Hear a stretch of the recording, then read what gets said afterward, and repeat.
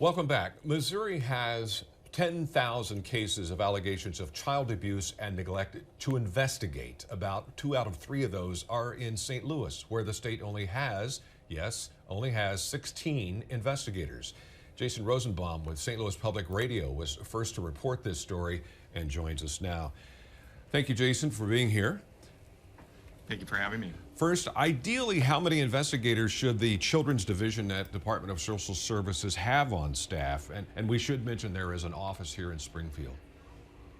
So ideally, the initial estimate was about 60 in St. Louis. And one thing that I think should be noted is they have hired more than 16, but a number of the people that are hired are still in training, and that could take quite a bit of time. Interestingly, yesterday at a House committee hearing, the backlog was described by Children's Division Director Daryl Missy as being so large that they may actually have to try to get over 80 investigators hired. And in some respects, that's easier said than done. This job, the starting salary is pretty low, $43,000 a year. It's a job that frankly can be very traumatic for the investigators when they are literally going into people's houses and potentially seeing some of the worst type of child abuse possible. And this is a job, because of the pay and the workload, people typically get hired, they start, but they don't particularly stay very long. So that's why there's a lot of people in Jefferson City and elsewhere who feel like there needs to be some major changes to how this job is structured. So exhaustion is one factor there, as well as paycheck. Very much so. Oh, sorry. Hang on. Okay. There was a ding that happened. Do you want to ask that question again? Sure, I will ask that again. So exhaustion as well as pay scale are the two big factors. Yes, I've even heard from people who said that even if this job paid $75,000 a year, that they still wouldn't do it if they had a caseload of 150, when national groups say that it should be closer to 12 to 15. But it's kind of this like cycle. They don't have enough people, so people have caseloads that are too big, and so those people quit.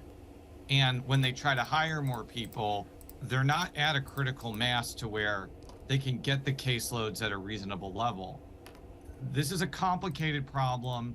It's a problem without a magic bullet solution, but the general consensus is that you have to raise the starting salary beyond $43,000 a year, probably for the whole state, because you don't want to have a situation where somebody in a county outside of St. Louis or St. Louis County would just leave their current job and go to the city or the county.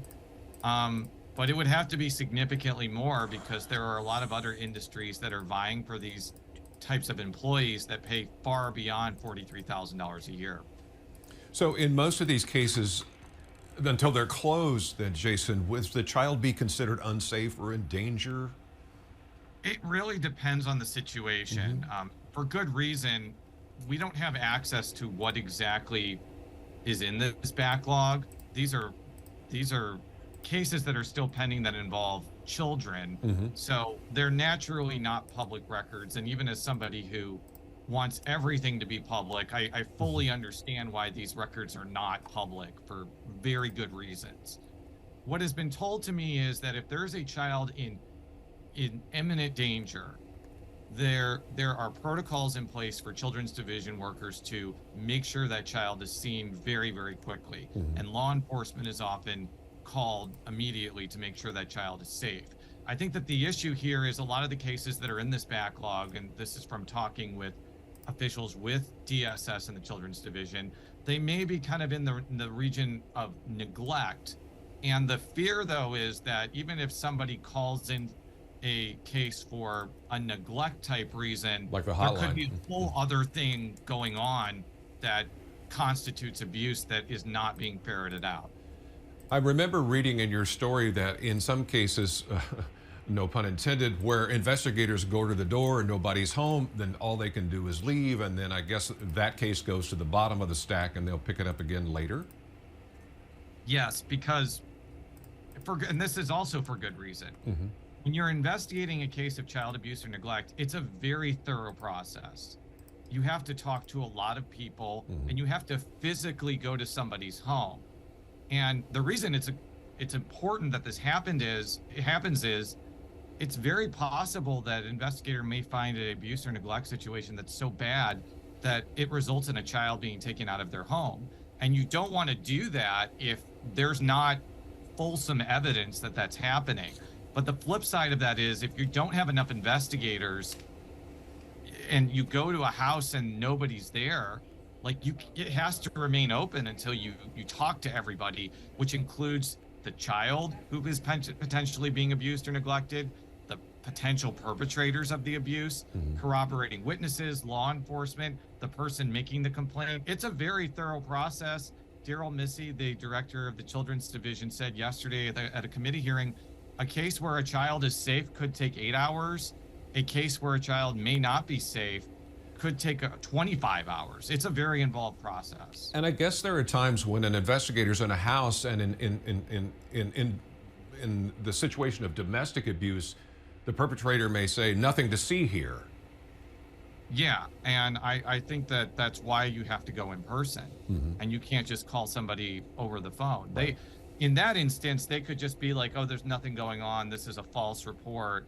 And yeah, I just want to make clear, there are a lot of instances where somebody calls in a suspected case of abuse or neglect, an investigator goes there and there is legitimately nothing wrong. Like that happens all the time.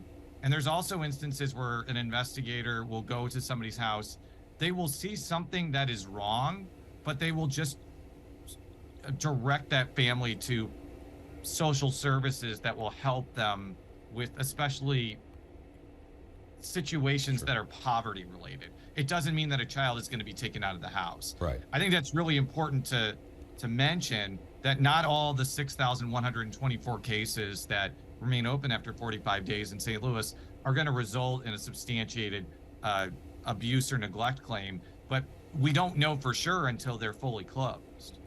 As you mentioned earlier in the conversation, there's no quick fix to this. What do the governor and lawmakers who've had this on their radar say or respond to? I think that this is a very unusual policy problem in Missouri. Typically, when you go to the governor or an executive agency and you say, hey, I found this problem, what is your response to it? There's a lot of obfuscation, defensiveness, people trying to explain away the problem. There's none of that here. Like the Department of Social Services, the Children's Division, the governor, legislators, everybody agrees that this backlog, especially in St. Louis, is a big problem. I think that there are different approaches to try and solving them. And I've mentioned one earlier about increasing the starting salary for investigators. State Senator Mary Elizabeth Coleman, who's a Republican from Arnold, has also put forward legislation that would allow contractors to go assess the safety of children. It's not allowed right now for a contractor to do this investigative work. And I would say there's a rational reason for that. You don't want private companies to be the decision makers on whether a child is taken out of your house or not. You probably want that to be the government. But I do think that while maybe contracting is not a full solution for this, there are certain contractors that could help investigators do their jobs more efficiently.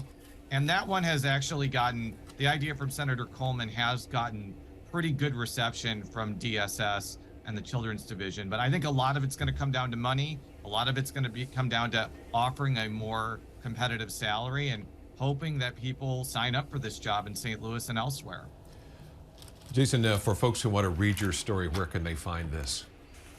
They can read it at stlpr.org. It's a collaboration with the Midwest Newsroom, so it's also been published in other parts of the state, specifically kcur.org.